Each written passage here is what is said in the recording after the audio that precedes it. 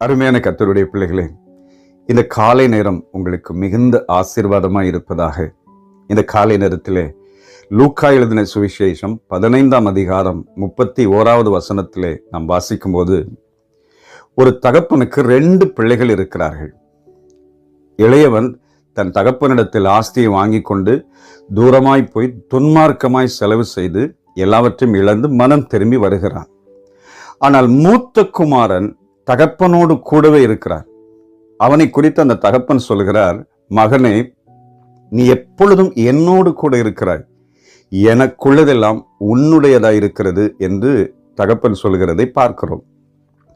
நம்ம அநேக பிரசங்கங்களை இளையகுமாரனை குறித்து கேட்டிருக்கிறோம். நான் கூட நிறைய பிரசங்கத்தை இளையகுமாரனை குறித்து பேசியிருக்கிறேன்.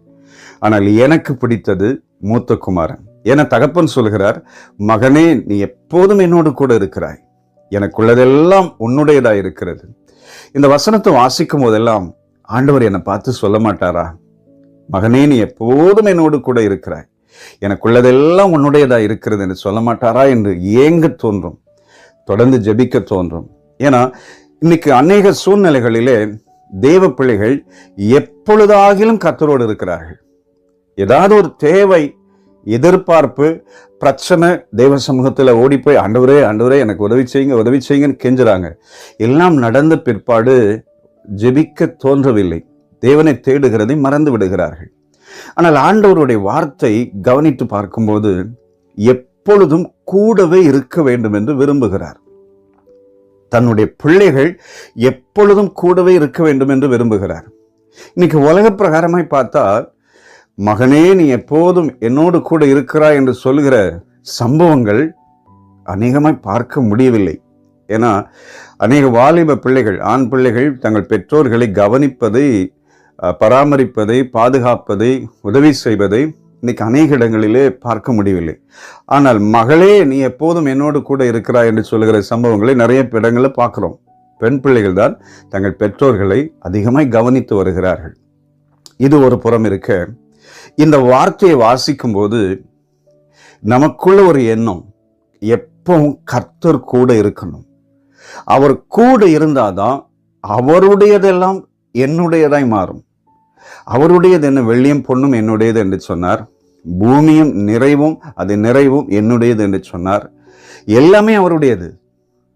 நாம் கிரயத்துக்கு கொள்ளப்பட்டோம். ஆக அவர் கூட இருந்தாதான் எல்லாமே நமக்கு கிடைக்கும். எப்பொழுதாகிலும் அவர் கூட இருந்துட்டு இதெல்லாம் வேணும்னு சொன்னா எப்படி? எப்பவும் கூட இருக்கணும். காலை மாலை மதியம் இரவு, எழுந்தாலும் படுத்தாலும் நடந்தாலும் எல்லா சூழ்நிலைகளிலும் கர்த்தரோடு இருக்கிற ஒரு இருதயத்தை நம்ம பெற்றுக்கொண்டால் நிச்சயமா சொல்ல முடியும், அவருடையது எல்லாம் நம்முடையதாய் மாறும். அதனால்தான் 2 நாளாகமம் 15ஆம் அதிகாரத்தில் ஆசாவை பார்த்து தீர்க்கதரிசி சொல்வாரு, ஆசாவே, பென்யமீன் கோத்திரத்து ஜனங்களே, நீங்கள் கர்த்தரை தேடினால் அவர் உங்களுக்கு தென்படுவார், நீங்கள் அவரை விட்டுவிட்டால் அவரும் உங்களை விட்டு விடுவார். அப்ப தேடுனா, அவரை சார்ந்திருந்தா நிச்சயம் அற்புதம் இருக்கும். ஆனா அவரை எப்பொழுதாகிலும் தேடுகிற பிள்ளைகளா இருந்தால் எப்பொழுதாகிலும் தான் அற்புதம் நடக்கும். இதை காலை நேரத்திலே நம்ம ஆண்டவரை பார்த்து, ஆண்டவரே, நான் எப்போ உங்க கூட இருக்க விரும்புறேன், எப்பவும் உங்க கூடவே இருக்க நான் பிரயாசப்படுகிறேன், எனக்கு நீங்க உதவி செய்யுங்க. நம்ம அவர் கூட இருந்தாதான் ஒரு விசேஷித்த பாதுகாப்பு, அவர் கூட இருந்தாதான் நம்முடைய எதிர்காலமே ஆசீர்வதிக்கப்படும், அவர் கூட இருந்தாதான் நமக்கு ஒரு மிகப்பெரிய நன்மை. நாம அவர் கூட இருந்தாதான் அவர் நம்ம கூட இருப்பார். நம்ம ஒரு தீர்மானம் எடுக்கலாம், ஆண்டவரே, நான் உங்க கூடவே இருக்கணும்னு விரும்புறேன், என்ன சூழ்நிலை வந்தாலும், என்ன போராட்டம் வந்தாலும் உங்க கூடவே இருக்க விரும்புறேன். என்னை பத்தி இப்படி ஒரு வார்த்தை சொல்லுவீங்களா? மகனே, உங்க பேரை போட்டுக்காங்க, நீ என் கூடவே இருக்கிறாய், எனக்குள்ளதெல்லாம் உன்னுடையதா இருக்கிறது என்று சொல்லுகிற அளவிற்கு நம்முடைய வாழ்க்கை மாற வேண்டும். நிச்சயம் கர்த்தர் உதவி செய்வார். பரிசுத்த ஆவியானவரை சார்ந்து கொள்வோம். அவரோடு கூட ஒன்றித்திருக்க ஆண்டவர் கிருபை பாராட்டுவார்.